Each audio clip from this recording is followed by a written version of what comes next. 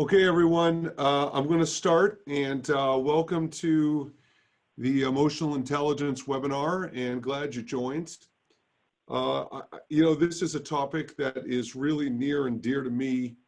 I always like to kind of start out by saying, I don't know if any of the audience today has children, but I just think of the components of emotional intelligence being the most critical components of leadership and communication that there are.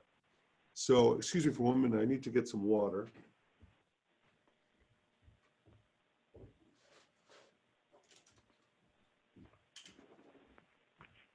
Okay.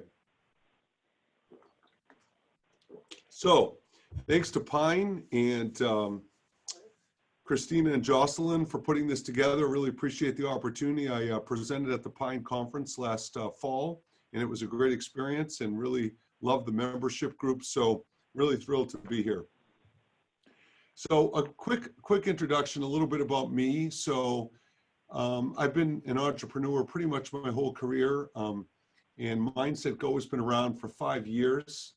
I'm also on the board of directors for LEAD, which is a group that tries to incorporate mental health into high schools, the health education curriculum, and also does mental health work for corporate.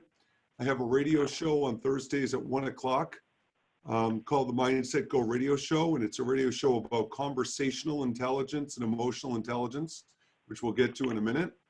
And I have 3 children, as you can see, my son Marcus, Kyra, daughter Kyra, and my son Cole. So I really like to be involved in a bunch of things. I'm also a freelance sports writer, but just wanted to give you a background about myself. So when I think of being confident and effective communicators, I think of how when we grow up in school, we're basically taught that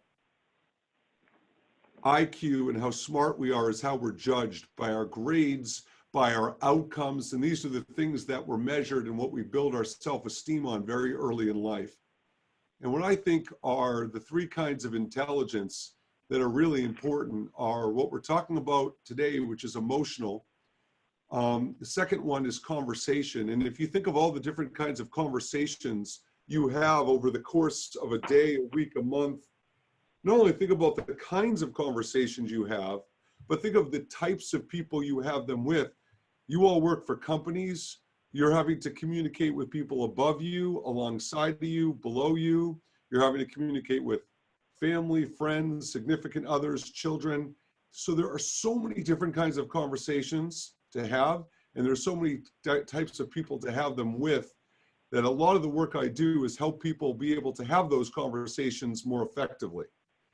And then the last piece, which is the relationship aspect that we focus on, is multi-generational intelligence. You all know that in the workplace right now, there's 5 generations. People have different communication styles, passions, approaches. And so really helping people become confident, more effective through dealing with the different generations and using emotional intelligence as a primary tool to do so. So my goal today, and I hope this is your thought, is, when you're doing a webinar, I'm hoping to stimulate some thought. I'm hoping you leave the webinar. We have a follow-up training coming up next month that's in person at the Pine headquarters that I hope you all attend.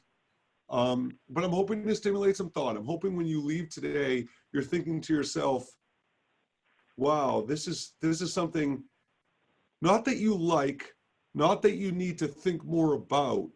It's how do I incorporate this into my process? And the reason why I say that is because think about this for a second, whenever you're learning something new, right? There's a mindset typically of, oh, this is one more thing I have to do over the course of a day, or this is another thing I have to manage. And I want to just cut that off at the pass before we get too deep into the presentation. Emotional intelligence is intended to not be an additional tool, it's intended to be the tool. So for example, if you think of all the different people that you work with, think about times where you've had conversations with people on multiple occasions where about the same thing. people haven't really changed their habits. They haven't really changed their behaviors. And you talk and you talk and you talk, but nothing seems to change. So using emotional intelligence as the primary tool to facilitate behavior and habit change is critical. So just know going in, I don't want you to get off the phone today and think, oh God, it sounds good and I like it, but where do I use it? How do I use it? When do I use it? We're going to cover that in the call today. So just have a mindset of this is the option, the best option, as opposed to it's something additional to what you're already doing. From a problem-solving capacity, look, you know, it's a lot easier to do in person, but on a webinar, if as I bring certain challenges up today, you're thinking, well, how would I handle this situation using emotional intelligence?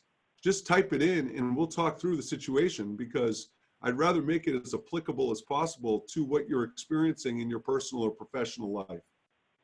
Learn 3 new things, definitely. 3, whether they're strategies, tools, ideas, definitely.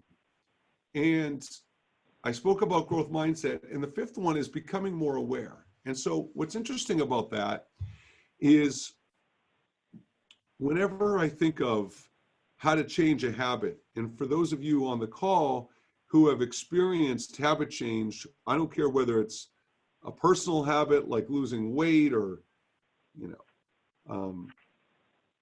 eating healthier or whatever you're choosing to do as a personal habit, it's hard.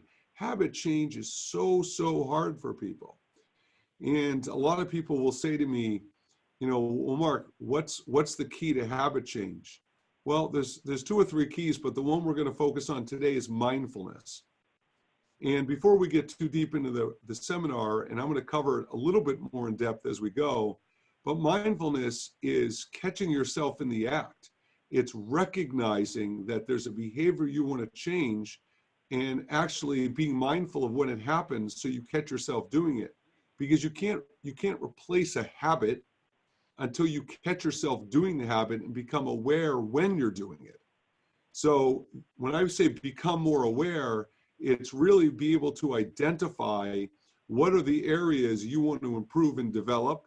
If you're managing a team, what is the behavior you want to model for that team so they pick up on that behavior. And so mindfulness is really a combination of both of those things. And so these are the things I'm hoping you kind of focus on as we go through the presentation today. Okay, so let's kind of go over the objectives, what we're going to cover as a whole. So first of all, we're going to talk about understanding what drives emotions, thoughts, and behaviors. And what's really important to that is I have a slide coming up. There's a lot of different facets. And one of the concepts I really want you to take away from today is intent. And a lot of times when people are trying to be emotionally intelligent, so much of that is responding to people and not reacting to people. And one of the things that causes people to react instead of respond is triggers. And there's a default reaction where if someone does something to wrong us, they accuse us, they don't follow through on something they commit to following through on, they repeat a same negative behavior, sometimes we default to an assumption that they're doing it to get under our skin or to frustrate us or to annoy us. But the intent of someone's actions is huge. And part of emotional intelligence, one of the most fundamental principles of emotional intelligence is thinking before you speak or act. And in that moment where you're pausing or thinking, part of that process, that can be 10 seconds, it can be a minute, it can be longer, is trying to evaluate what you think the other person's intent, right? So if someone doesn't change a behavior or a habit that you're expecting them to change, how come they're not changing it? What is their intent? So we'll talk a little bit more about that, but that's really important. The second one is asking the right questions to more quickly and effectively reach a consensus.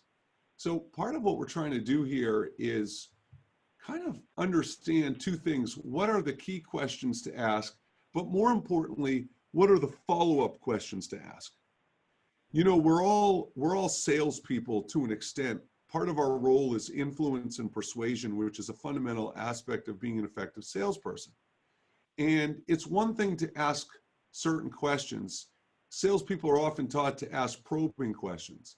But the real key to being emotionally intelligent, and one of the first takeaways I want you to have from this webinar today, is I would ask you all to put some kind of sticky note or a note on your desk or in your workspace where you are most frequently that says 2 words: be curious. Because part of the way you don't assume intent and purpose is you maintain a mindset of curiosity and say, I wonder why the person acted that way, or I wonder why their body language is indicating a certain emotion or feeling or thought. So every time you're reacting or thinking about responding to other people, the mindset of be curious is very, very important. The third thing is adapting effectively to workplace changes and embracing change. Well, there's changes going all the time. There's changes in policies and procedures. There's changes in priorities and goals. There's changes in customer expectations and executive expectations.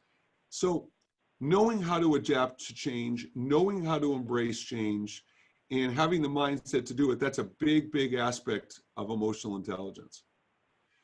Choosing the words, actions, and emotions that inspire others to excel.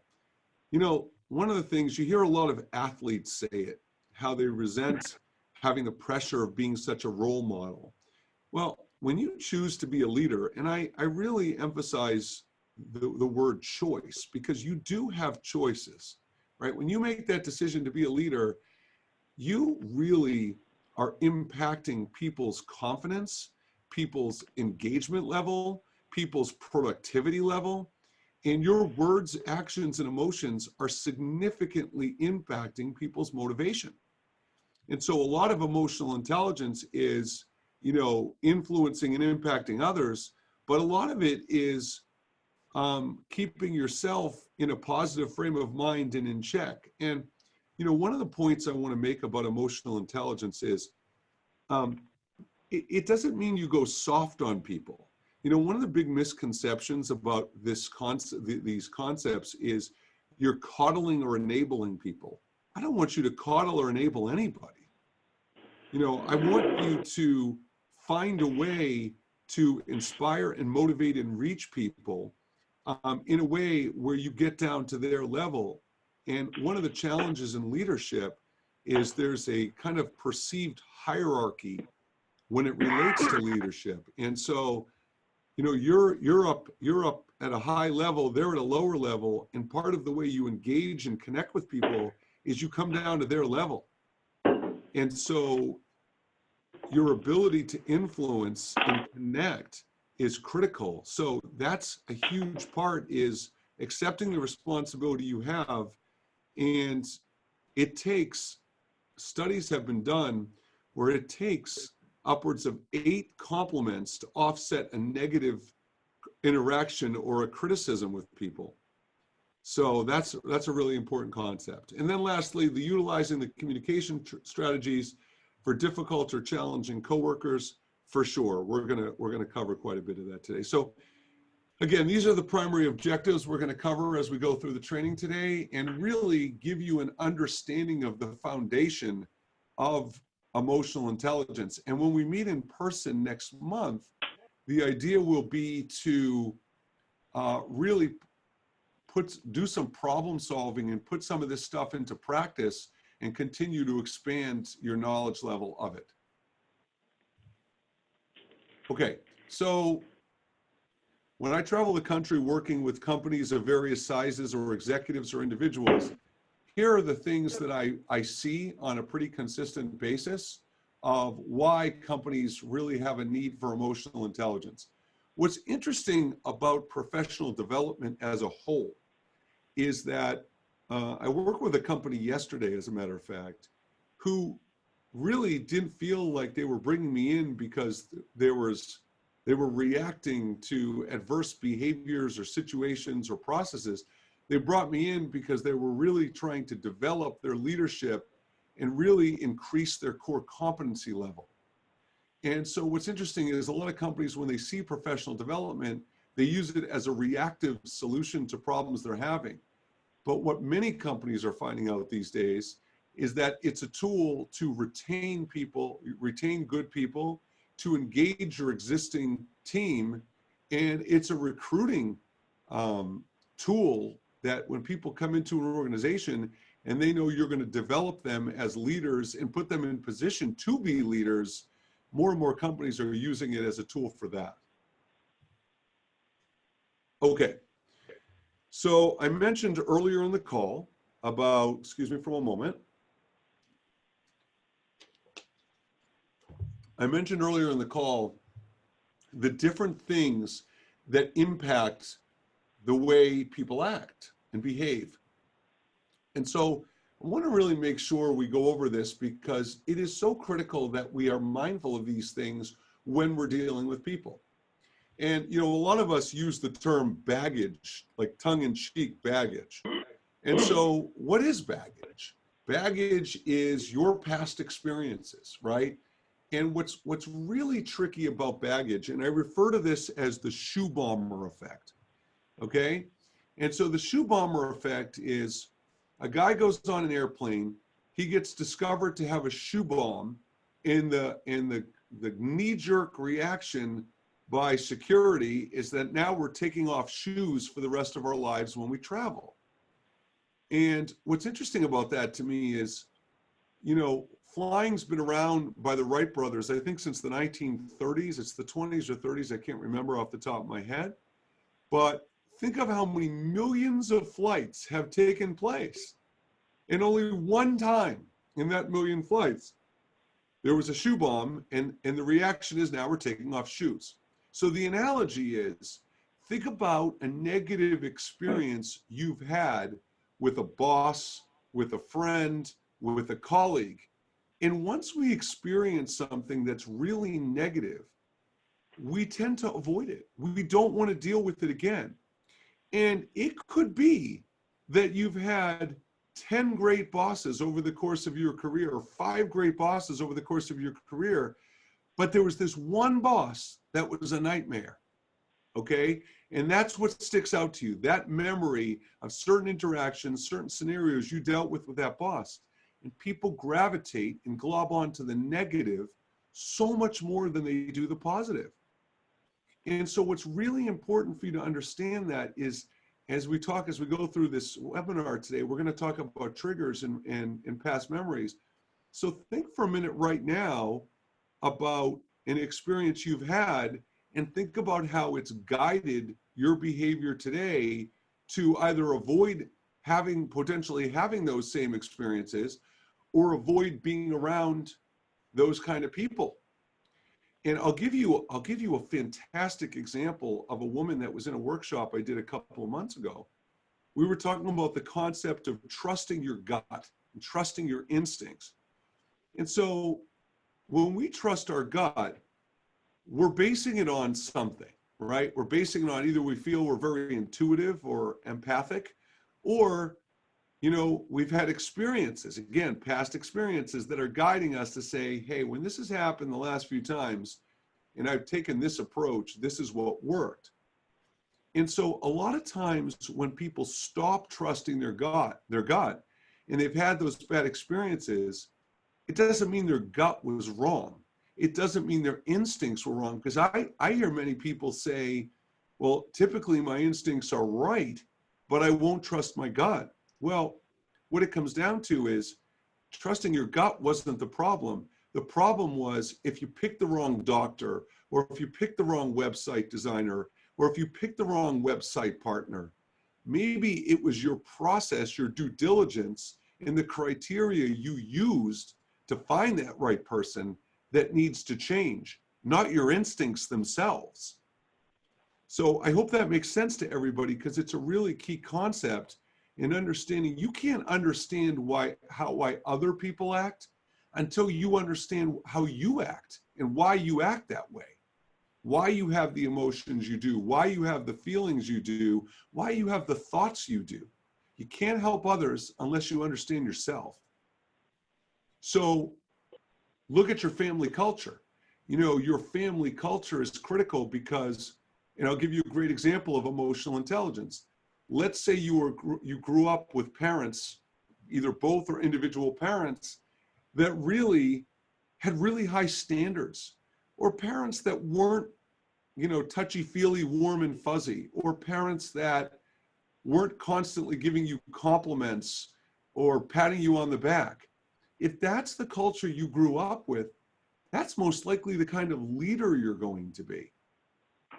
You know, and so as a leader, if you grew up in a culture where there was really high expectations, you're probably not only have very high expectations of yourself, but really probably in turn have very high expectations of the people that work for you or work with you. And what makes that really tricky is if you do have high expectations of yourself or others, then when you experience disappointment or people don't meet your expectations, it hits you that much harder. And so a good example of emotional intelligence is if you think about a situation where if you do have high expectations or know someone who's had high expectations, and then you experience that disappointment, how quickly you bounce back from that disappointment. You know, self-awareness, which is one of the primary components of emotional intelligence, can you sit back when you experience that disappointment and isolate it and say, listen, this is not a big deal in the grand scheme of things. Can you have that awareness, that mindfulness to separate it from the culture you grew up with and from the habits you've developed to bouncing back and being resilient and using that as a tool? And the same goes for company culture. You know, you hear a lot of companies now more than ever since the millennial generation is really ultimately going to become the dominant generation in the workplace. If it isn't currently, it's very close. And so company culture, you know, what's the culture? What are the core values and that you want your company to have? What are your own core values? And what's really, really critical about core values is when conflicts arise. You know, when I teach conflict management, one of the points I very often make is that when conflicts arise, it's typically because there is a disconnect in core values. And I'll give you an example to drive this point home, because this is very important.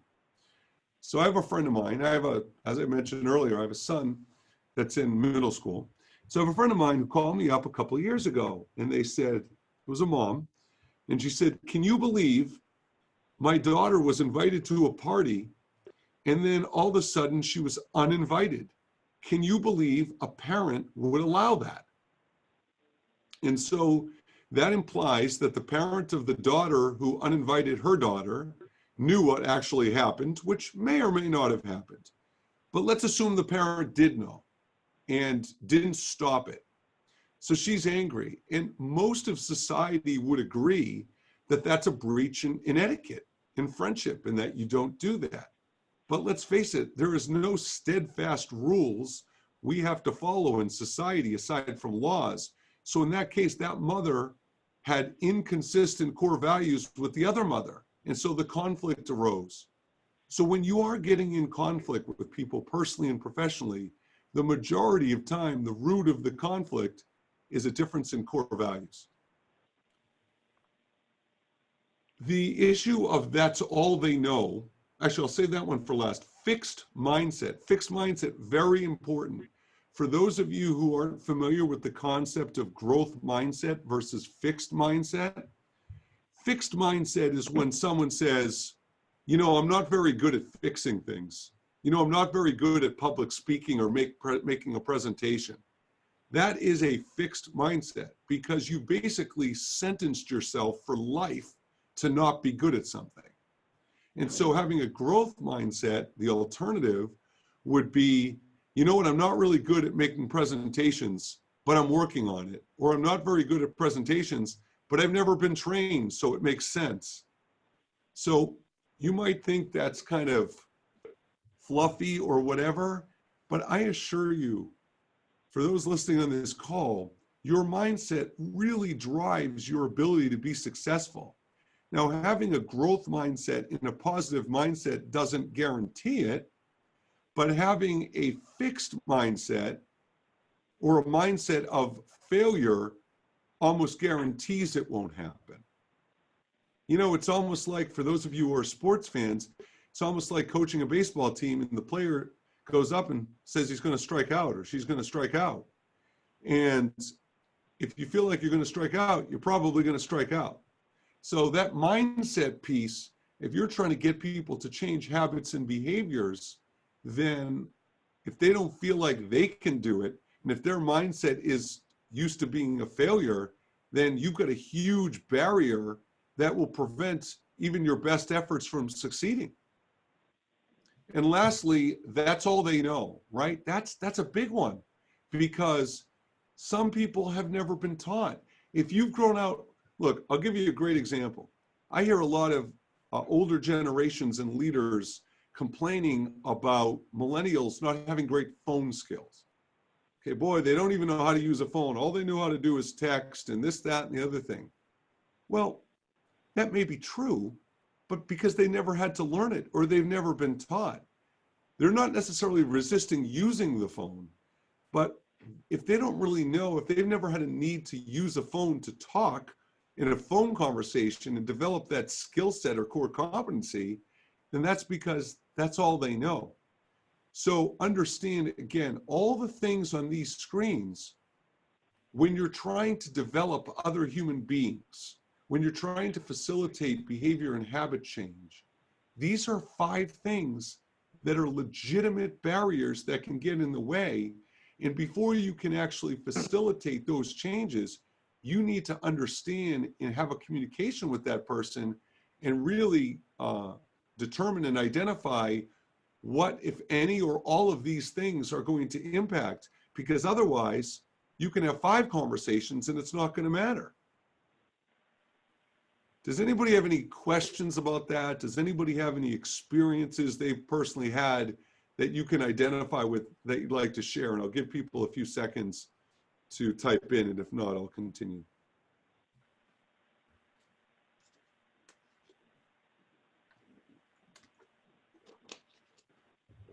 Okay. Don't be shy, guys.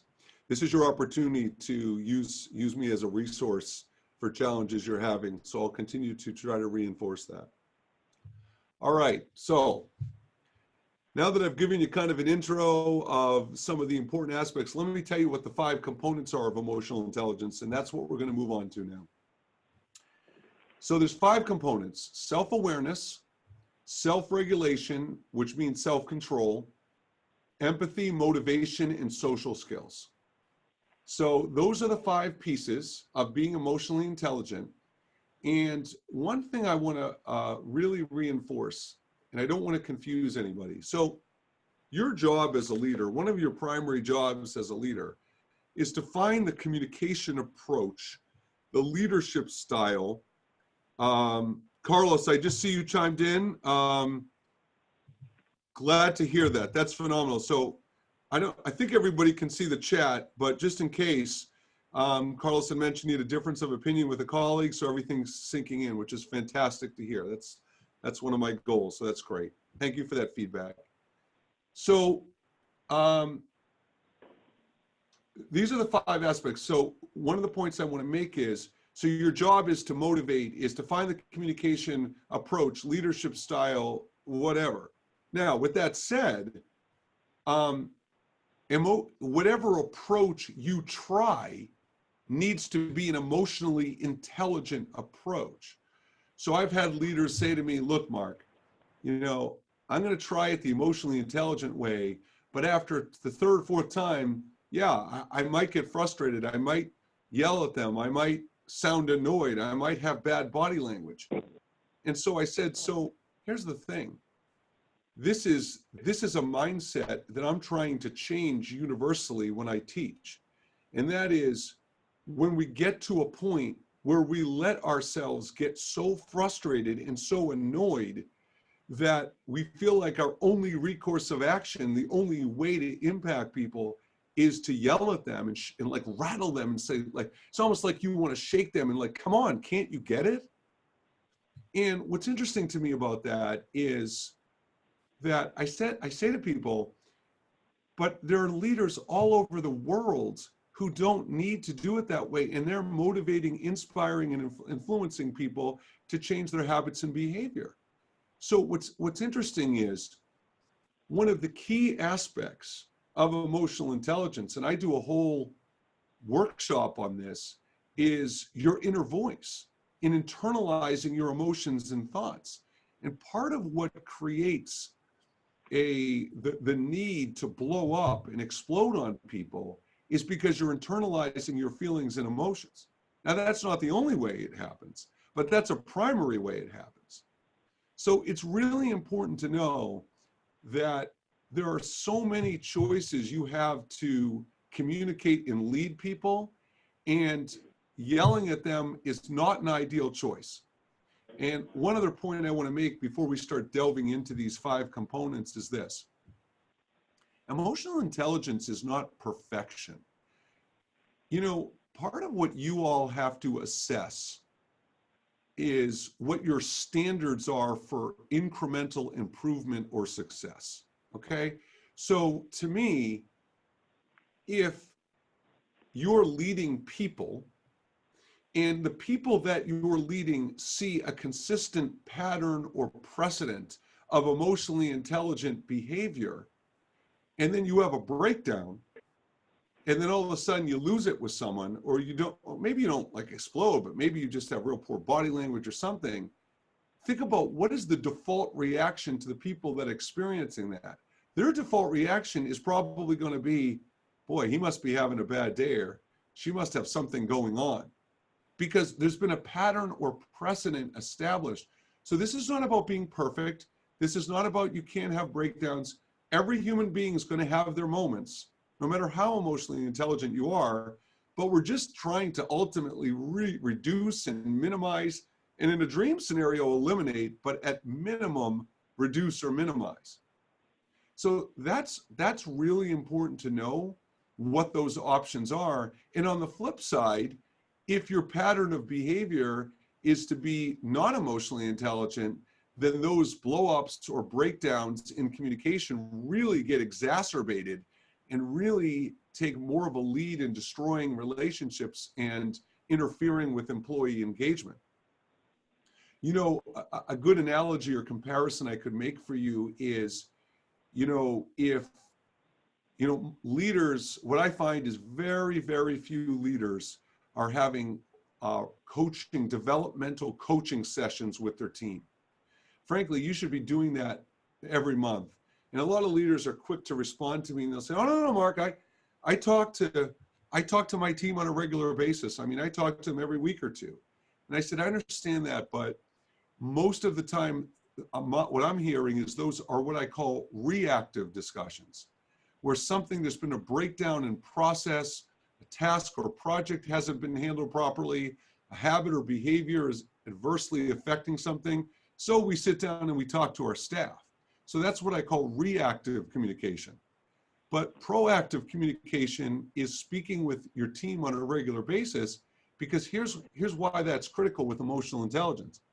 Because if the only interactions you're having with your team are constructive feedback, suggestions, recommendations on how to be better, that when they see you coming for that communication, they're probably not looking forward to that communication.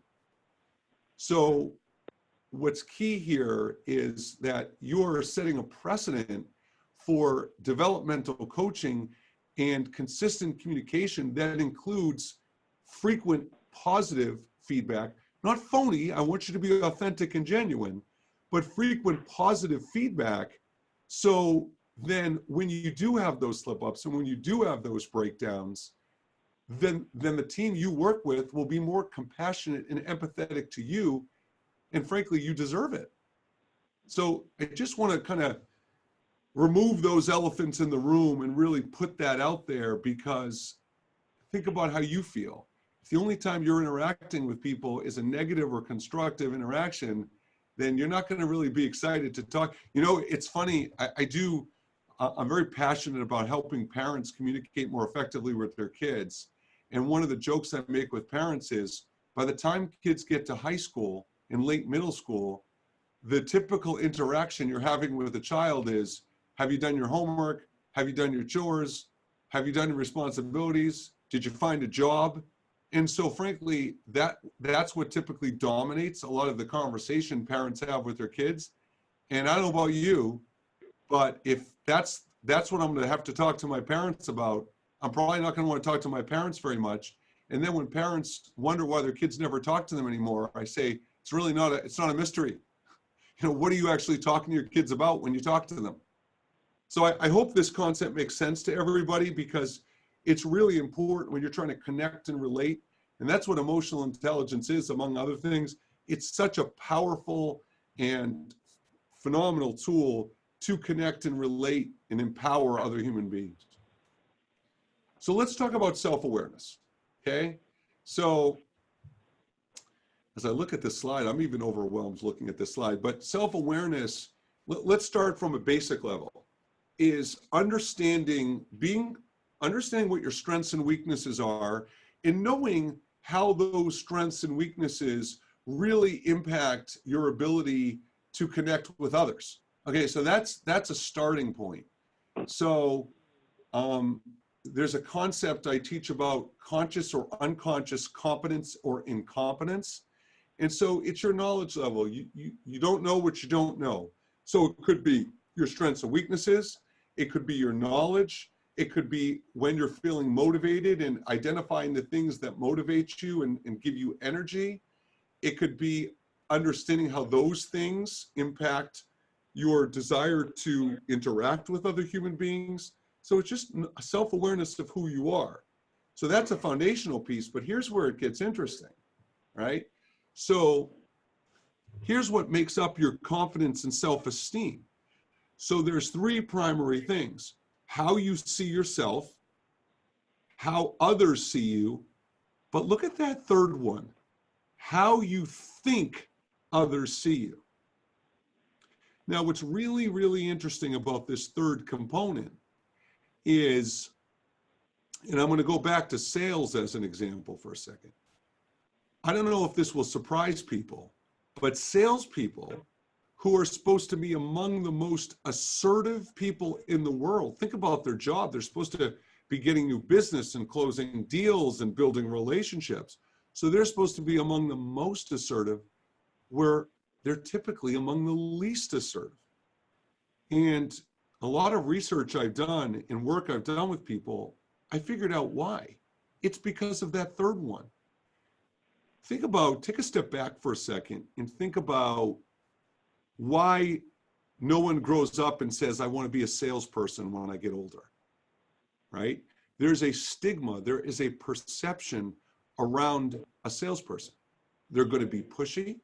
They're going to have an agenda when they talk and meet with me. It's all about them, and it's all about the pushy behavior.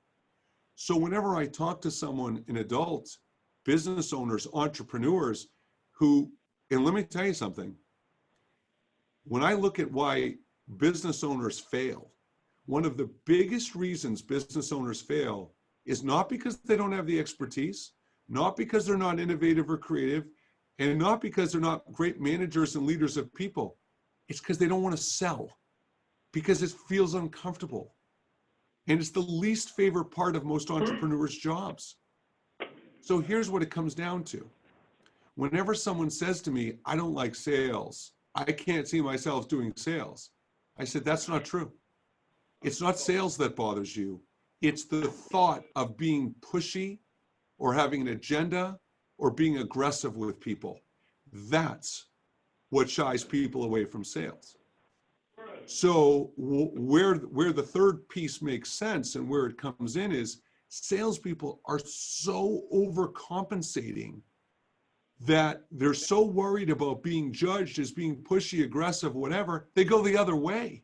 They actually become passive, and they're so used to being rejected that they don't ask the key questions they want to be asked because they don't want to be rejected, right? So what's interesting about that is that this concept of how others see you, we as a whole, as a people, we tend to overcompensate and adjust because of how we think others see you.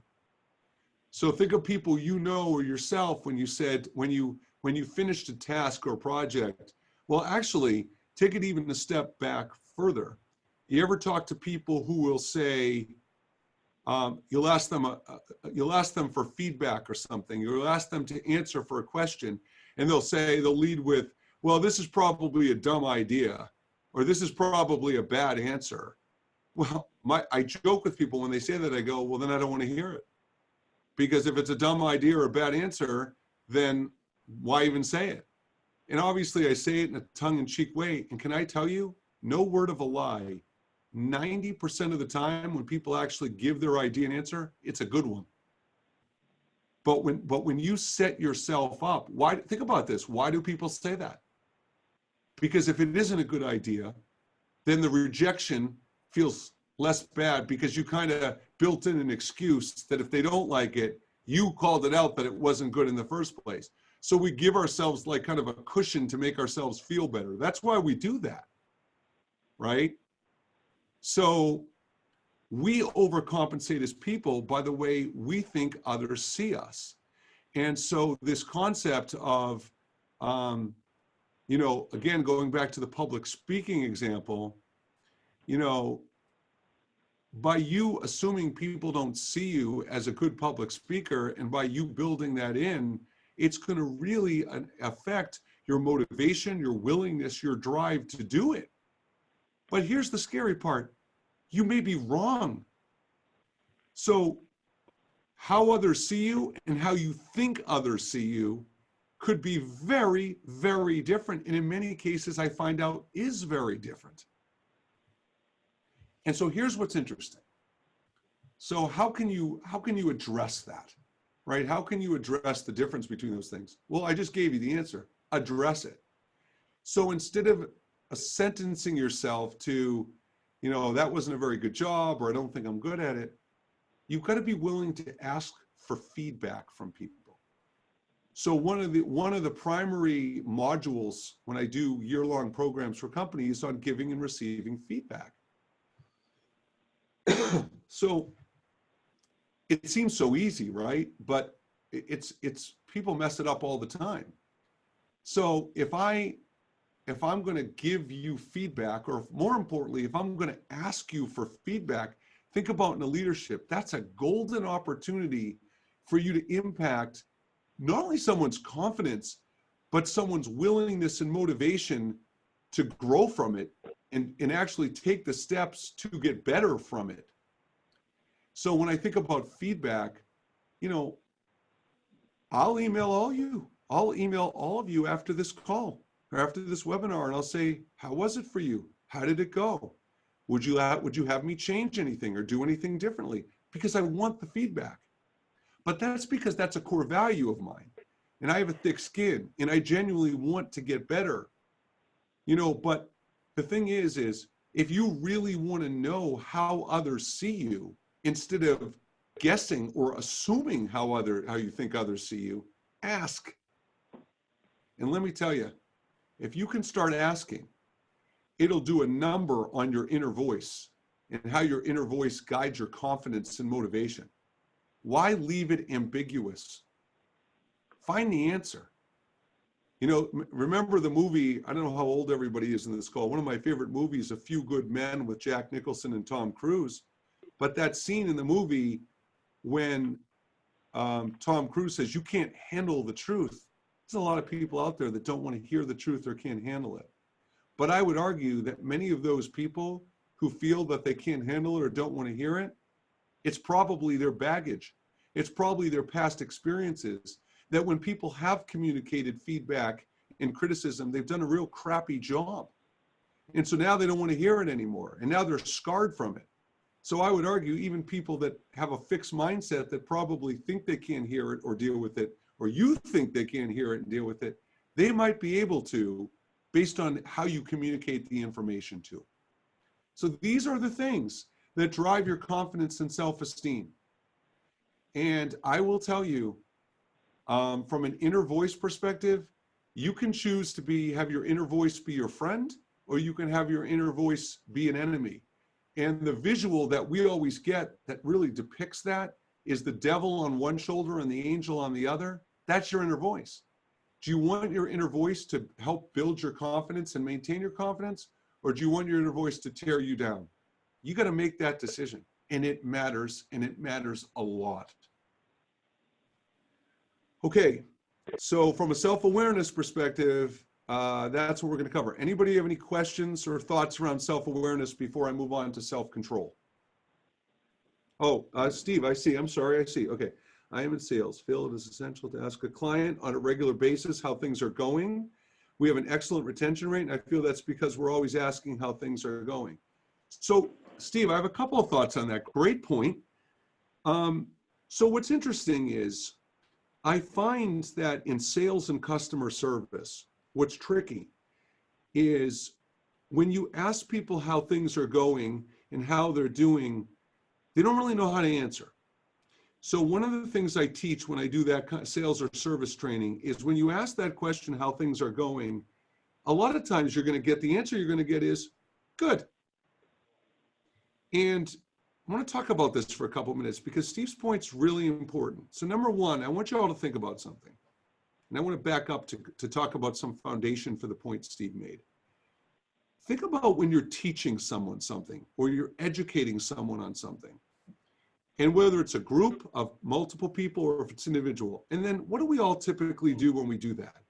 We look across the room or we look at the individual and go, does that make sense? I mean, do you understand what I'm teaching you? Now, what are the odds? Now, let's look at a group first. What are the odds that someone is going to put themselves out there in that room and go, gee, yeah, no, I don't really understand what you're saying. Yeah, I don't think I get it. Think about it. Think about the risk that is associated with that. Because if they raise their hand and they say they don't understand, that means they might be judged for not being a good listener. They might be judged for being stupid because everybody else in the room gets it. Why didn't you get it? Think about when you're back in school. Think about the kid in the back of the classroom that kind of half raises their hand. Why do they half raise their hand? Well, they're worried about how their classmates are going to judge them. It doesn't change when you become an adult. So I call this communication confirmation. How can you create an environment with your clients, with your prospects, and internally with your team where they would feel so comfortable admitting vulnerability that, geez, I didn't get this. You know, I'm not really sure, I don't understand. And in the sales realm, frankly, it's phenomenal that Steve does that. But in the sales realm, what's tricky is that clients and prospects don't want to disappoint you. They don't want to. So, perfect example. For those of you who have done any kind of sales in your career, you reach out to someone and, you make a proposal. And what happens in some cases? They ghost you. They're impossible to get a hold of. They don't follow up. And so here we are back to what I said in the beginning of the call about intent and purpose. So why are they ghosting you? Are they ghosting you just to piss you off? Are they ghosting you because they don't have good time management and prioritization skills? Or, this is the big one, are they ghosting you because they don't want to break your heart? They don't want to reject you. They don't want to have to tell you that they're not going to do business with you because after all the work and the meetings you had and so on and so forth. That's probably why in the majority of cases. So there's the emotional intelligence aspect. So, when I think about that question, how things are going, most of the time, if you ask that, if you can get someone to really open up and really share how things are going, and this is what I meant about asking questions in the beginning. So Steve, for you and anybody else, here's an example of like a conversation intelligence template I would use. So you ask the customer, how are things going? And let's say they say, no, they're going pretty good. So then I would say, well, that's great to hear. What are some things that you really enjoyed about doing business with us? Because we want to ask open-ended questions and we really want them to be able to verbalize what those things are. And then I might go on to say, depending where the conversation takes it, I might go on to say, and what about me and dealing with me as your representative? Is there anything I could be doing to make the experience better, communicate more effectively, follow up more frequently? So that would be my second piece. And again, I want specifics.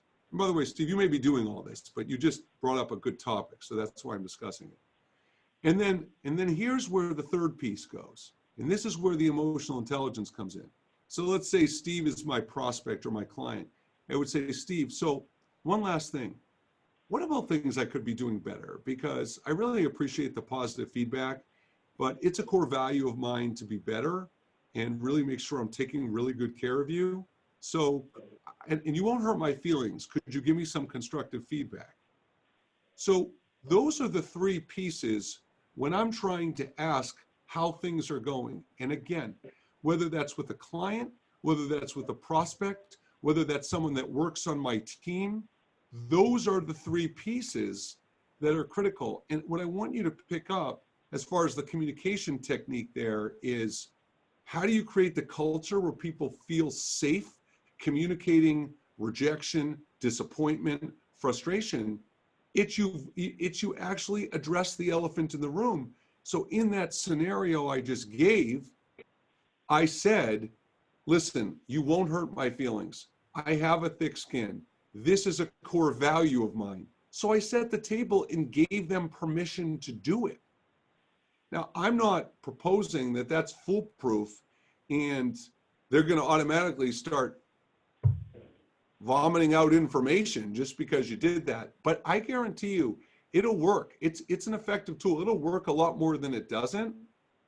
And what's really critical, before I go any further, is every technique or strategy I teach you in this call, the idea is situational awareness. Not one technique or not one approach works all the time with everybody. So, but I do think if you want people to give you feedback, if you want to understand how they see you, how they see the relationship, if they value you and what you do, offer up permission to really give valuable feedback. And then when it's done, after they give the feedback, and this is critical, say, you know what, thank you very much for trusting me enough to hear that and knowing that it'll really help me. Affirm for them, give them a compliment, positive support to know that that was the right decision thing to do, because that will set the table where they'll do it ongoing in your relationship. And by the way, do it ongoing in a proactive way, not a reactive way.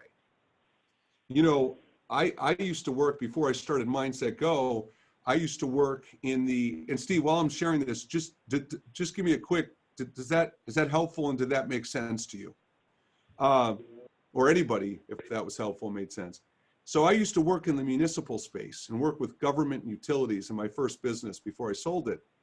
And when I used to talk to competitors or colleagues, they would say, oh, you know, the thing about government people is they're so demanding and they're so difficult to deal with. And you hear that about government people a lot. And I said, are you kidding me? I love that. Because the people I don't like to deal with are the people that are unpredictable. Find me someone who sets expectations, demands a lot of me. At least I know. At least I know where I stand, and at least I know what I need to do to make them happy. So I don't mind demanding. You know, what I mind is the people who I don't know what it's going to be from today or tomorrow. And from a leadership perspective, when you talk about approachability, that's the point I was making earlier in the call. If your team doesn't know what to expect, if sometimes you're emotionally intelligent and sometimes you fly off the handle and there isn't an established precedent of consistency, well, that's a recipe for relationship disaster. So I'll take the person who's demanding all day long because I know where I stand.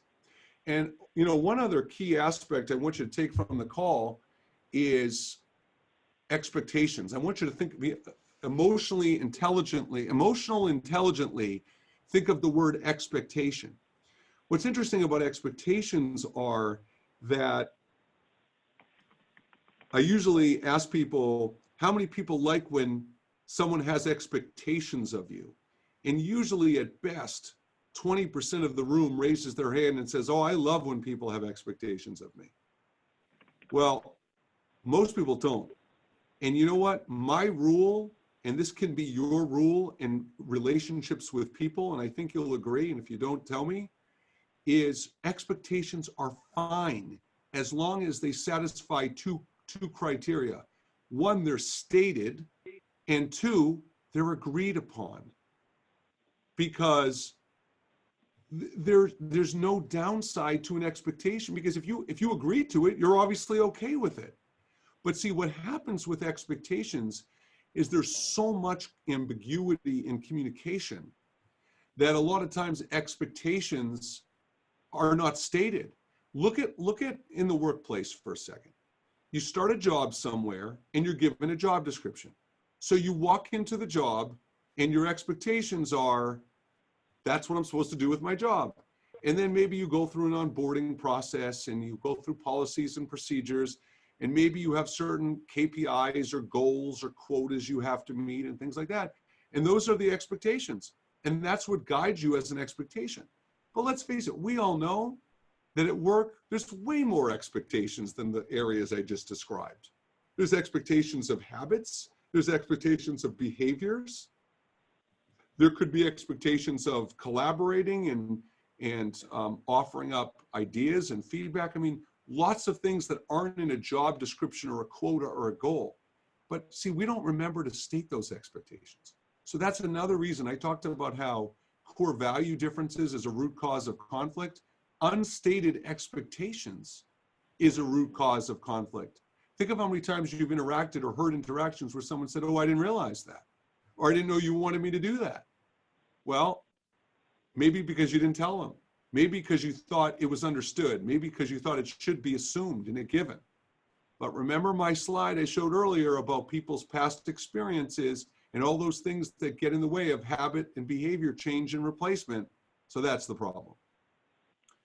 Okay, let's move on to self-regulation and self-control. So self-regulation and self-control is not necessarily not wanting to punch someone when they piss you off or frustrate you. Self-regulation, self-control starts with really, and there's an element of self-awareness even in this, understanding what are the things that upset you. And let me first qualify this. When I say upset you, one of the big misconceptions about this aspect of emotional intelligence is, I don't mean upset you just anger you. I mean upset you, disappoint you, frustrate you, anger you. And the simplest way to say it is take you off your game, just rattle you. It makes you distracted from what you were doing, your mood, your energy level, whatever. Something happens that interrupts that. That's what I mean by triggers you or upsets you. Now, I'll give you a couple of examples. So for me, here's a couple of examples of my triggers. One is when people roll their eyes at me. Rolling their eyes is such a symbol, such a body language example of disrespect that to me, when someone rolls their eyes at me, I can get triggered. And in that specific example, by the way, so what are my choices? And remember, I talked about choices earlier in the call. What are my choices? So if someone rolls their eyes at me, I can, and listen to all the choices, right?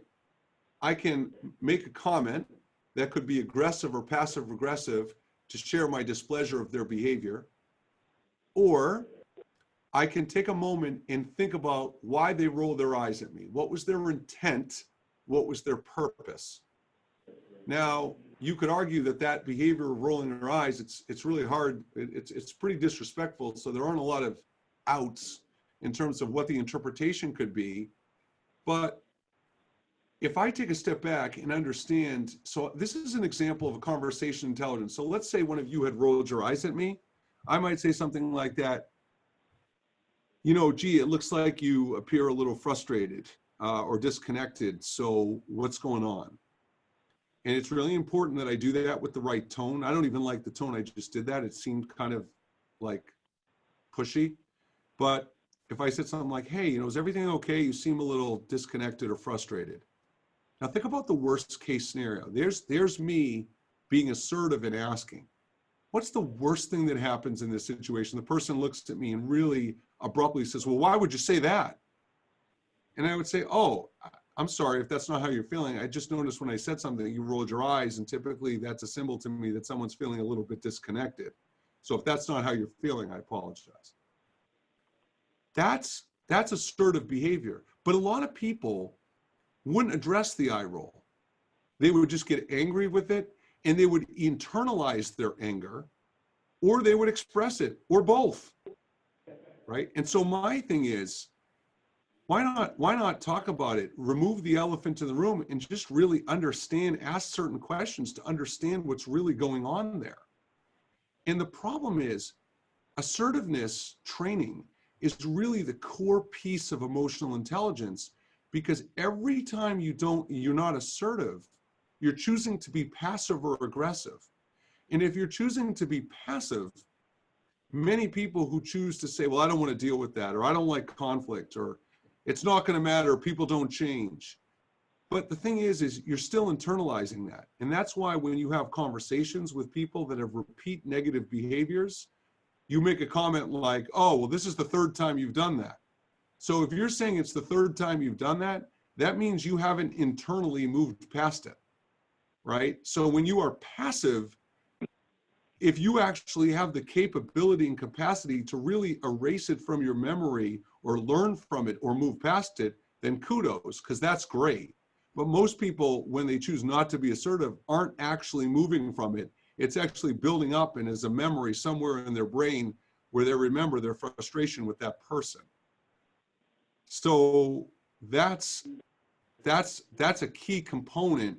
And so another example of things that might trigger someone. So that's a body language. So there's certain body language. I know what I hear from a lot of people in the workplace is when people are like on their phone or looking at their phone or texting while people are talking to them. That's a trigger for people that can take people out of a rhythm of self-control. It could be, maybe they're frequently showing up late for work and it's inconsistent with the core values. So these are all the things that affect triggers. So what emotional intelligence does, okay, is it helps you recognize what are the things that trigger you and what are your choices and know how to handle. And here's what's interesting about emotional intelligence. I had a group I was working with last night, and one of the points that made, they half hour into the presentation, they were like, Mark, we get it. Emotional intelligence is important. You don't have to convince us anymore. We understand. Now tell us how to do it, how to use it. And they wanted just to rush to the end result. And I said to them, well, hang on a second. See, here's the problem. I can't do that yet, because my problem when I teach emotional intelligence, I never have someone come out of the training and go, well, that's not a good approach. That's not a good idea. I'm sure you're all sitting there. A lot of this is sinking in and resonating. You understand why it's valuable. But to be frank with all of you, I don't care that you think it's valuable. I care if you're actually going to start using it and apply it to your life. And what happens is it's so hard because people have a mindset of, oh my God, I look at my to-do list and this is another thing I'm going to have to learn and I got to add it and whatever, but that's not it. And so when I think of the consequences of things that trigger you, and when you internalize your emotions or your frustration, so if every time someone triggers you, you don't deal with it and you don't have a choice you can make to have that conversation to improve and maintain and develop the relationship, it affects your emotional, mental, and physical well-being. A little joke I like to make is that, how, picture like when you're driving on the highway and someone cuts you off or someone's slow and you might kind of mutter to yourself, people. And once people upset you or frustrate you, they get lumped into that people. But the joke I always make is, how about when people do right by you? Do you say people? You don't. because we're just defaulting to the negative and remembering we're lumping people in when they upset you. So if you're to take a step back, think about, let's look at these components for a moment. Emotional, mental, physical, right? So let's take a look at what happens physically. So someone disappoints you, someone upsets you, someone frustrates you, and maybe you get a headache, maybe you get a stomach ache, maybe you get very demotivated and disengaged. But there's some physical symptom. Maybe you can feel your blood pressure rising or your stress level increasing. I guarantee you, if you were to stop, and here's where the combo of emotional intelligence kicks in, stop and recognizing the physical feelings you're having in that moment, right? And why is that important to be mindful of that?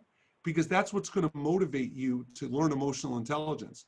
Because if tomorrow someone upsets you and you catch yourself feeling something physically, then you might say, you know, I don't want to experience this anymore. I don't want these physical effects. And the same goes for emotions.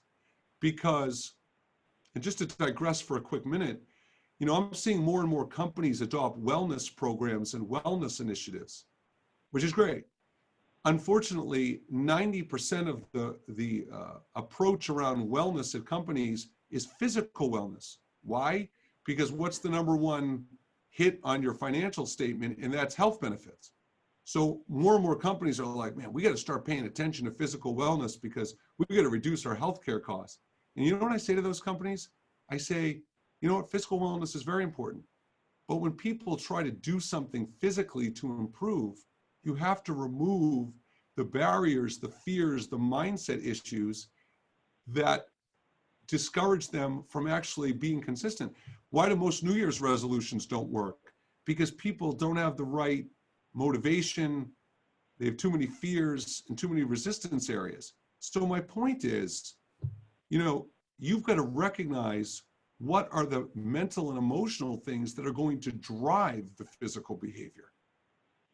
So look, I will tell you, I've been doing this for a long time, and I could do a presentation for 30 people, and I could get 29 evaluations after that rave about the presentation, but one person criticizes me. Which one do you think I pay the most attention to? I'm human. I disappointed someone. I feel a little rejected. You know, I spent so much time in my life trying to add value to people, but all it takes is one.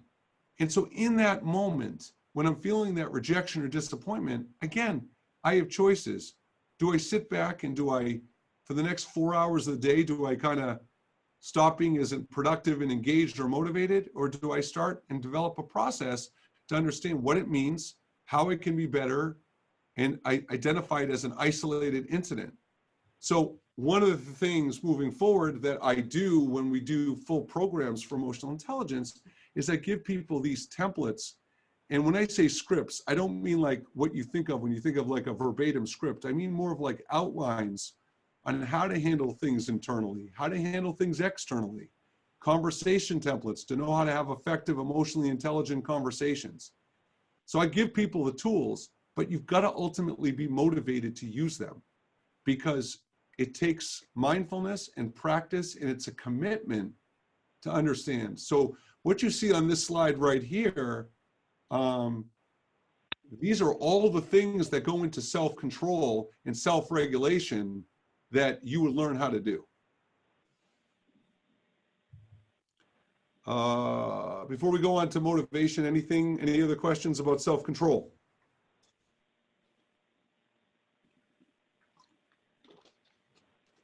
Okay, so now we're on to motivation. So motivation is interesting, right? I always chuckle. I'm actually a motivational speaker.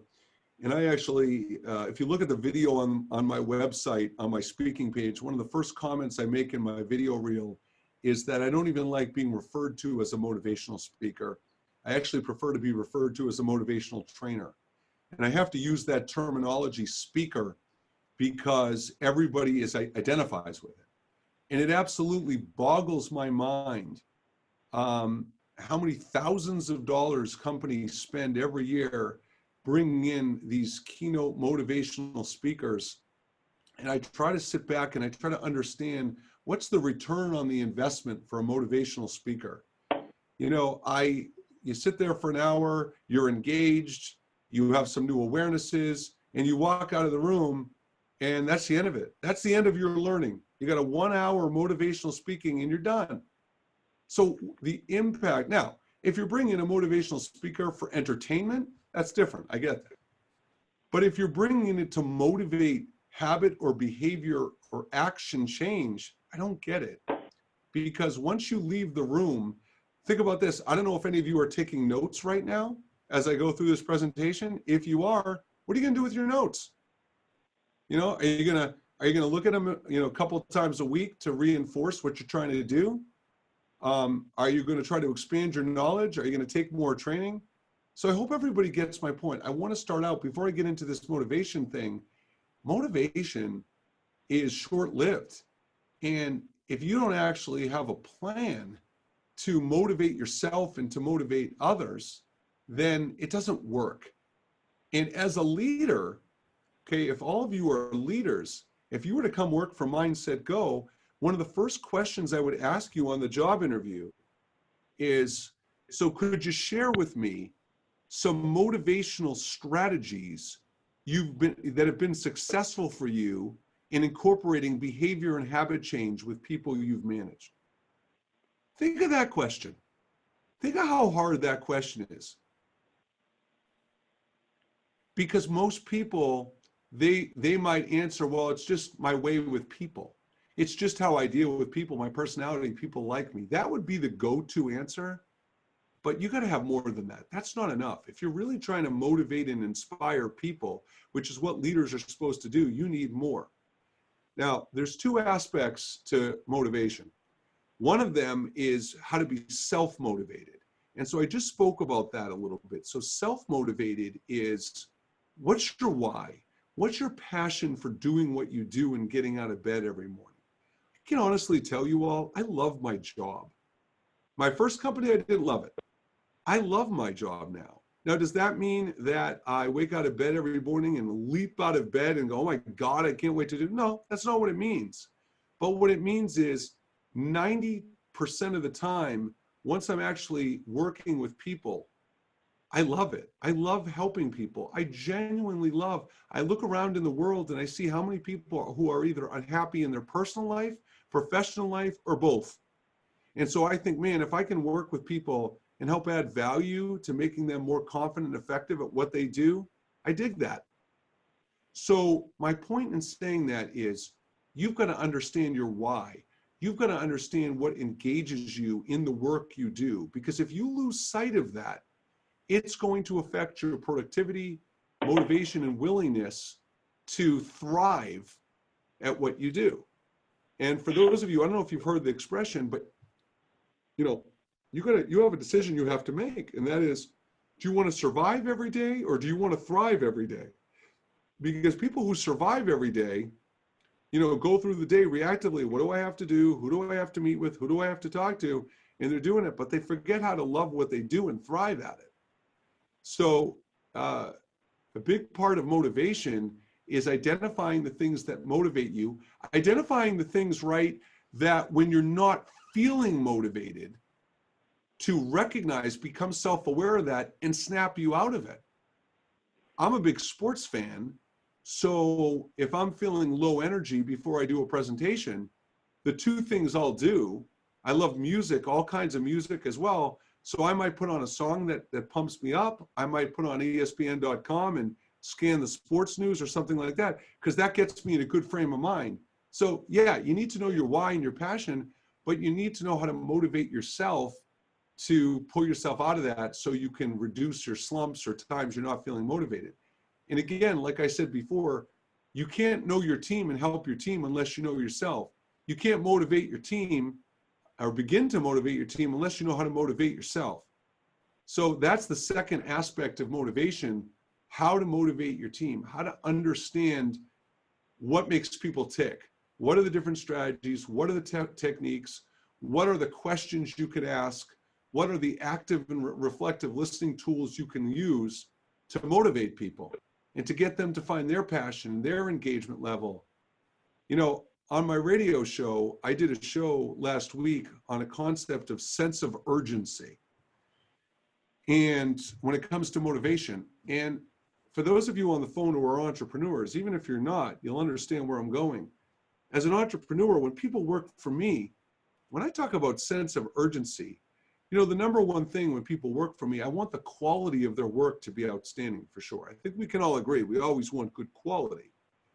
But if I give you 3 things to do for the day, you know, I don't want you to lollygag through it. I want you to actually have a sense of urgency to do it in an efficient and productive way and move on to the next thing, because there's 100 more things I need you to do.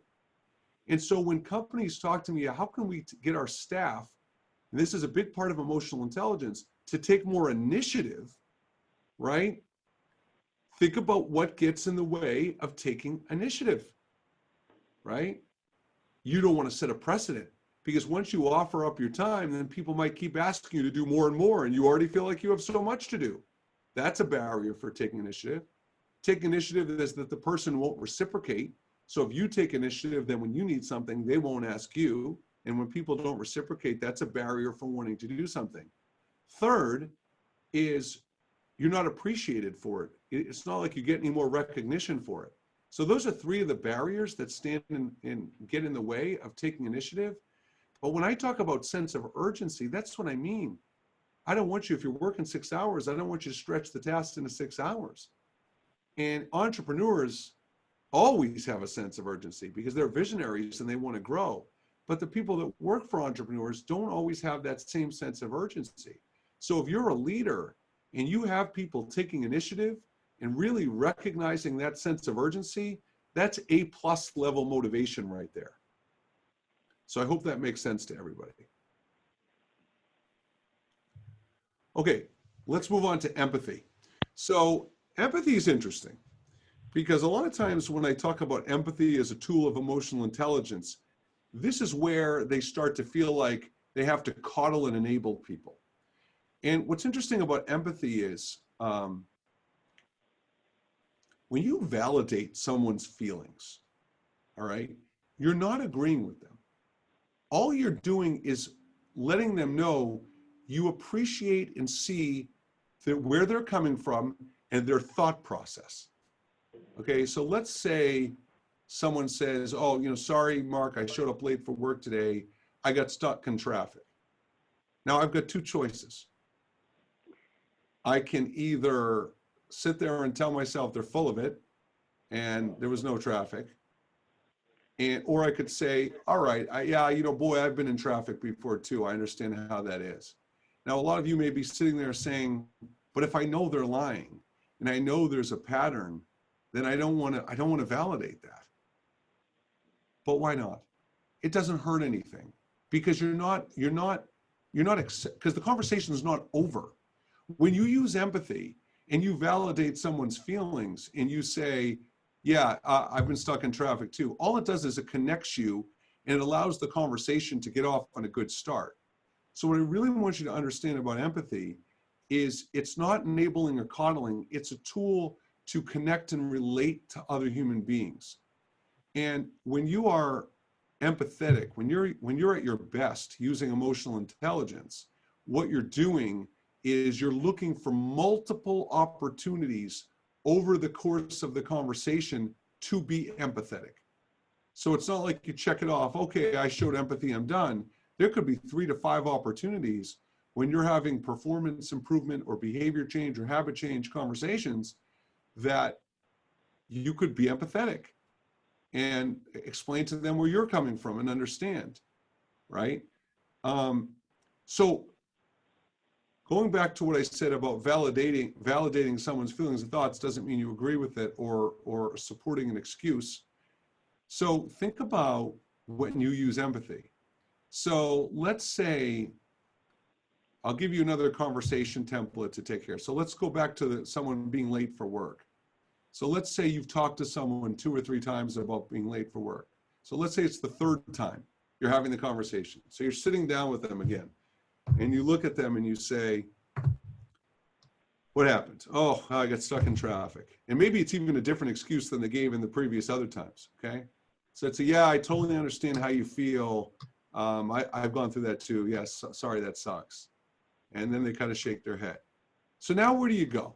Okay, because we're not enabling. So now where I would go is, so here's the challenge I have, Steve. The challenge is you can't be late for work. And we've had these conversations. This is now the third time we're having this conversation. And I got to be honest, I'm starting to question my ability as a manager, because I've explained to you that this is part of the requirements of the job. This is the core values of the company to even be early. And it's not really impacting your behavior change. So I need to pick your brain. What's going on? What's getting in the way of you being able to do this, right? So look at the 3 steps I did there. Step 1, I empathized. Whether I thought they deserved it or not, I empathized.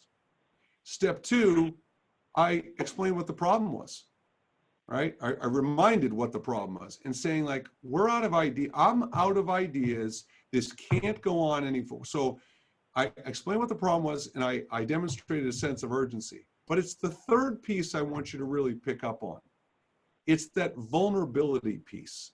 It's, I don't feel like I'm doing a good enough job as a manager because I haven't really been able to help you develop this habit.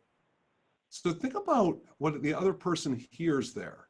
The person is hearing some self-deprecation, some self-awareness on your part. And by the way, it may be you're not doing a good enough job. It might not be.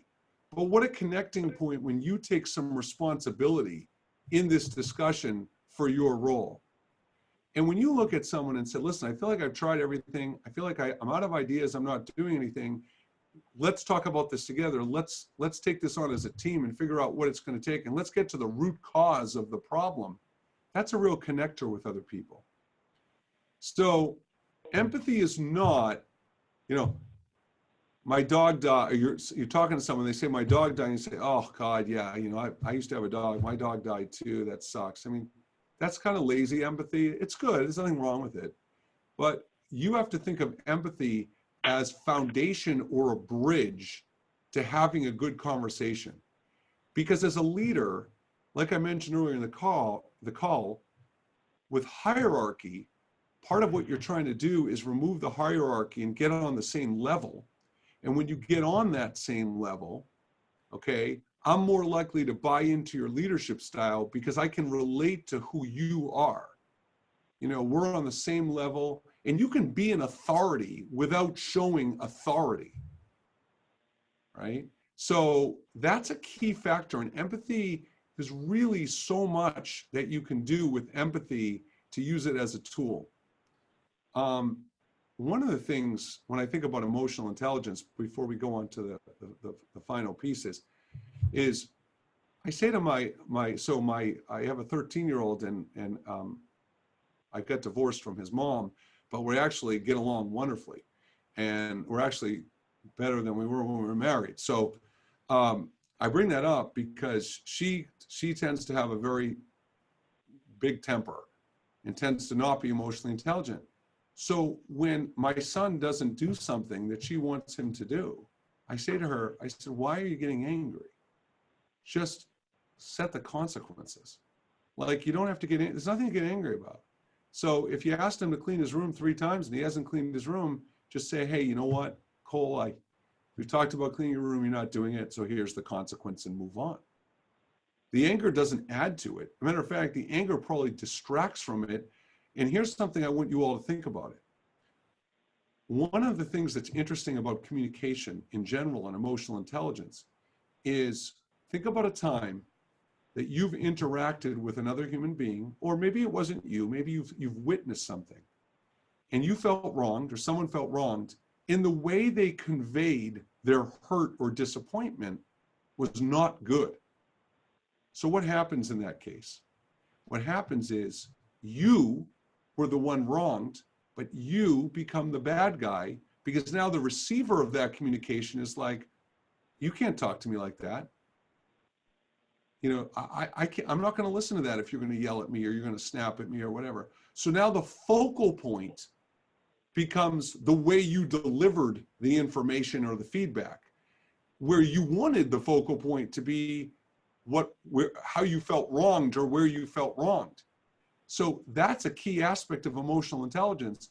If you can't deliver and communicate information in an emotionally intelligent way, then the receiver often gets distracted, and what resonates with them is you being a bad guy as opposed to them realizing what the problem was. That's a big piece of the value of emotional intelligence. And people are so quick. I mean, we are in an attention deficit society. People don't have an attention span.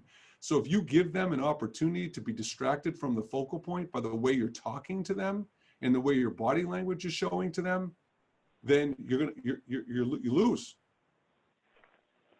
Okay. Social skills, fifth and final part of emotional intelligence. So social skills are how to build and maintain relationships.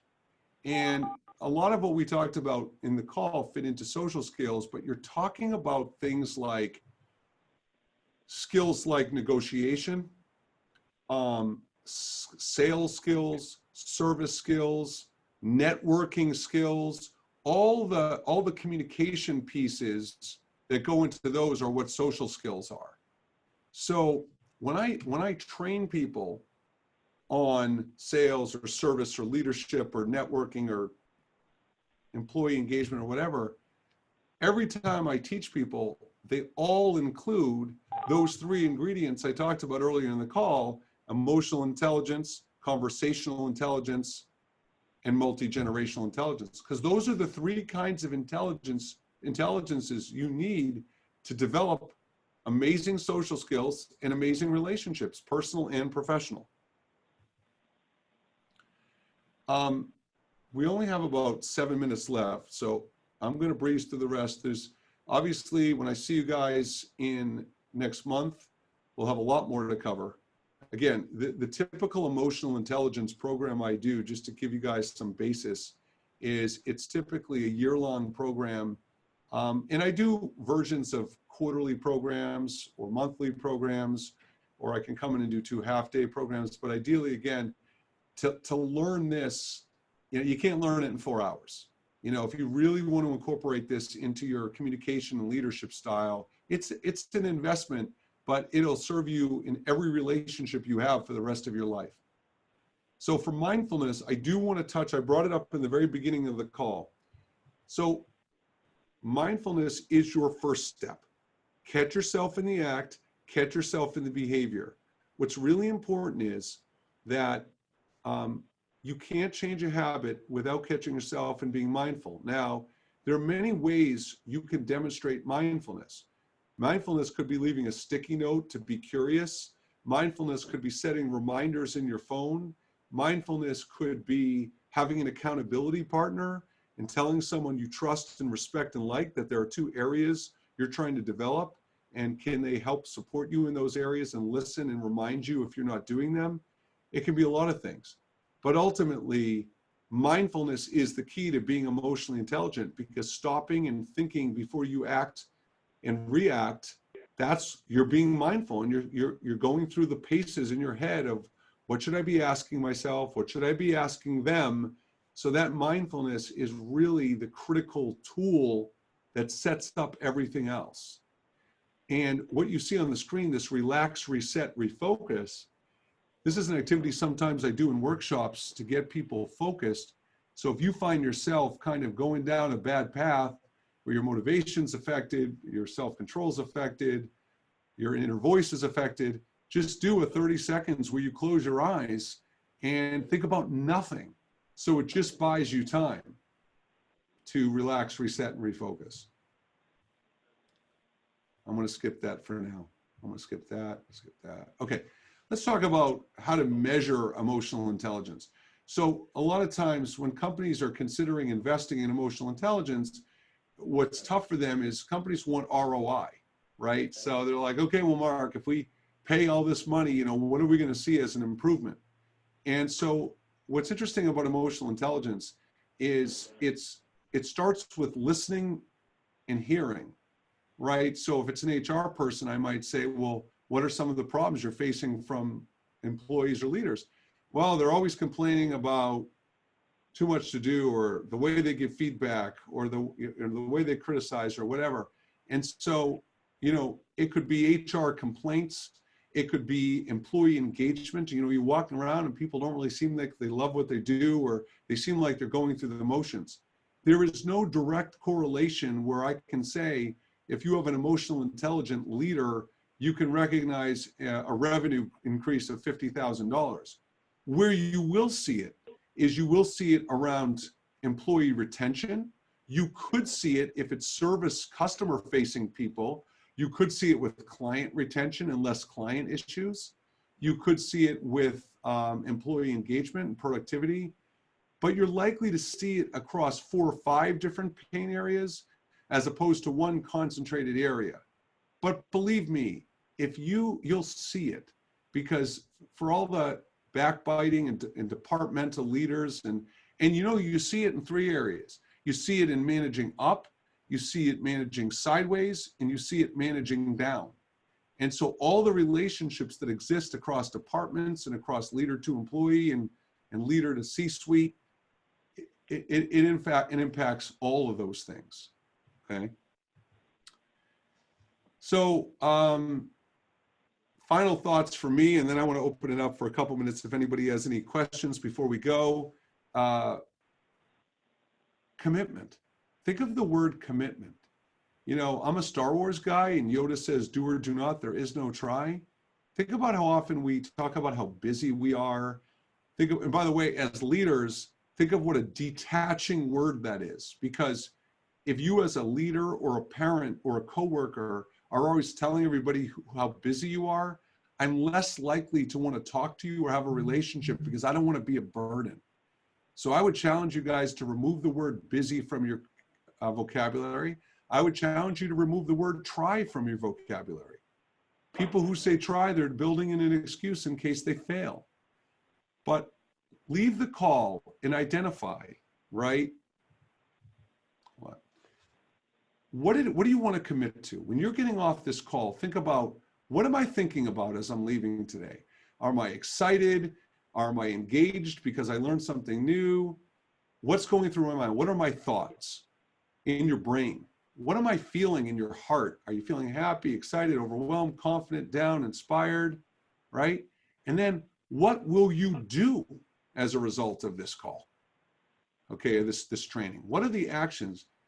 You don't have to have 10 things, but think of 1 or 2 things that you're going to walk out of here and go, you know what? I'm going to start doing this today. And what I would love for you to do, if you don't mind, and I'm going to type something in right here. Where is it? Where's my cursor? If all of you would do me the favor of investing 5 minutes of time into answering the I think, I feel, I will, and emailing it to me. So I kind of understand. 5 minutes is all I ask. Type me an email, that's my email address, and just kind of give me some thoughts about what you're thinking, feeling, and what you're committing to after this call. And last but not least, love Porky Pig. Questions. What questions? Does anybody have any questions? You can also email me your questions privately if you prefer. Anybody have any questions, feedback, thoughts on the session today?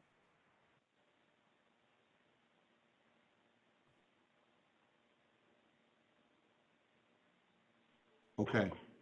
So I would love it if you guys really enjoy this. Connect with me on LinkedIn. Put a post on, if you really liked it, on Facebook. Connect with me on LinkedIn or Facebook. That would be great. And if you want to talk to me about doing a workshop or a training program or coaching for your company, these are the ways you can reach me. And otherwise, that's all I got. So thank you all for joining me. I look forward to meeting you in person, and we'll talk soon.